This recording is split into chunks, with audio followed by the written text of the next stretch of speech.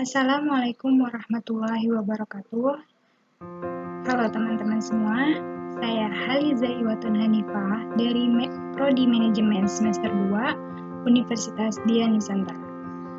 Saya hari ini akan mempresentasikan prinsip-prinsip etika bisnis. Pertama, saya akan menjelaskan dua teori etika bisnis, yaitu teori teleologi dan teori deontologi. Yang pertama, teori teleologi adalah mengukur baik buruknya suatu tindakan berdasarkan tujuan yang hendak dicapai dengan tindakan itu, atau berdasarkan akibatnya yang ditimbulkan atas tindakan yang dilakukan. Suatu tindakan dinilai baik jika bertujuan mencapai sesuatu yang baik, atau akibat yang ditimbulkannya baik dan bermanfaat. Yang kedua, teori deontologi, yaitu berasal dari bahasa Yunani, deon berarti tugas, dan logos berarti pengetahuan. Sehingga, etika deontologi menekankan kewajiban manusia untuk bertindak secara baik.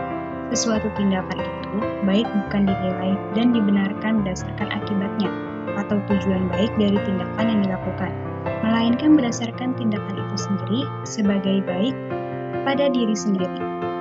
Dengan kata lain, bahwa tindakan itu bernilai moral karena tindakan yang dilaksanakan terlepas dari tujuan atau akibat dari tindakan itu. Prinsip-prinsip etika bisnis. Perusahaan meyakinkan prinsip bisnis yang baik adalah bisnis yang beretika, yakni bisnis dengan kinerja unggul dan berkesinambungan yang dijalankan dengan mentaati kaidah-kaidah etika sejalan dengan hukum dan peraturan yang berlaku. Etika bisnis dapat menjadi standar dan pedoman bagi seluruh karyawan termasuk manajemen dan menjadikannya sebagai pedoman untuk melaksanakan pekerjaan sehari-hari dengan dilandasi moral yang luhur, jujur, transparan, dan sikap yang profesional. Secara umum, prinsip-prinsip yang berlaku dalam kegiatan bisnis yang baik sesungguhnya tidak bisa dilepaskan dari kehidupan kita sebagai manusia. Demikian pula, prinsip-prinsip itu sangat erat terkait dengan sistem nilai yang dianut oleh masing-masing masyarakat.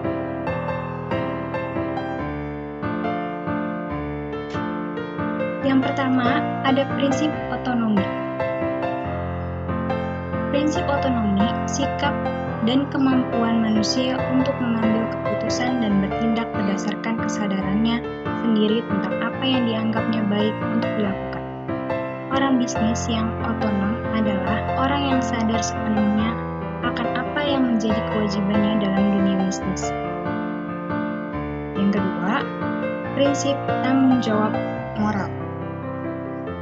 Tanggung jawab moral dalam dunia bisnis ditunjukkan untuk diri sendiri atau para karyawan dan untuk orang-orang yang berhubungan dengan bisnis tersebut. Contohnya, untuk konsumen, penyalur, investor, atau kreditur, karyawan, masyarakat luas, relasi-relasi bisnis, pemerintah, dan lain-lain. Yang ketiga, prinsip kejujuran. Ada 3 lingkup kegiatan bisnis modern yang sadar dan mengakui bahwa kejujuran dalam berbisnis adalah kunci keberhasilan, termasuk untuk bertahan dalam jangka panjang dalam suasana bisnis penuh persaingan yang ketat. Ketiga itu adalah yang pertama, kejujuran relevan dalam pemenuhan syarat-syarat perjanjian dan kontrak.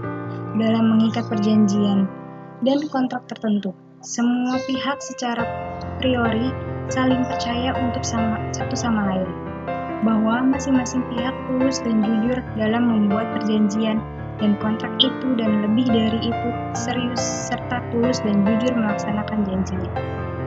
Yang kedua, kejujuran juga relevan dalam penawaran barang dan jasa dengan mutu dan harga yang sebanding. Dalam bisnis modern penuh persaingan, kepercayaan konsumen adalah hal yang paling pokok. Ketiga, kejujuran juga relevan dalam hubungan hubungan kerja intern dalam suatu perusahaan. kejujuran dalam perusahaan justru inti dan kekuatan perusahaan itu. Selanjutnya yang keempat, prinsip keadilan. Menuntut agar setiap orang diperlakukan secara sama sesuai dengan aturan yang adil dan sesuai dengan kriteria yang rasional, objektif, dan dapat dipertanggungjawabkan. Keadilan menuntut agar tidak boleh ada pihak yang dirugikan hak dan kepentingannya.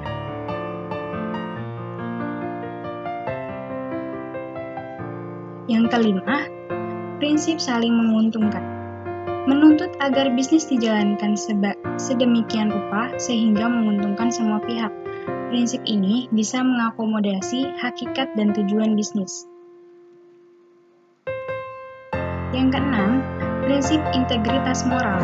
Prinsip ini terutama dihayati sebagai tuntutan internal dalam diri pelaku bisnis atau perusahaan agar perlu menjalankan bisnis dengan tetap menjaga nama baiknya atau nama baik perusahaannya. Prinsip ini merupakan tuntutan dan dorongan dari dalam diri pelaku dan perusahaan untuk menjadi yang terbaik dan dibanggakan.